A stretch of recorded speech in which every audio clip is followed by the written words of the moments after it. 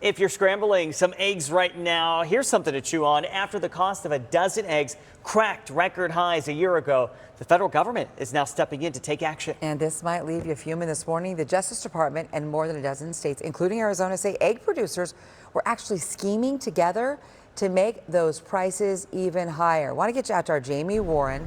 Jamie, you've covered these high prices. I think we were calling them golden eggs, right? About a year ago. Yeah. And this was tough on so many families. So what are you learning?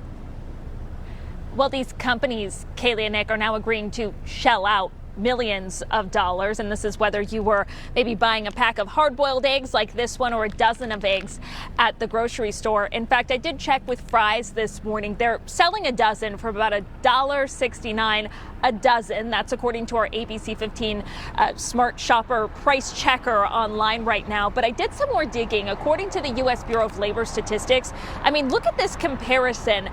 Back in March of 2025, that was the highest that eggs were at $6.23. Compare that to now where the average is about $2.19 for a dozen. Now, the states and federal government are claiming that Cal-Maine Foods, Versova, and Hickman's Egg Ranch, which is Arizona's largest egg producer, secretly communicated to increase what you paid for eggs between June of 2022 and March of 2025. Now, the companies have not admitted any wrongdoing under this settlement. Instead, they have blamed the high prices on the pandemic and the bird flu outbreak.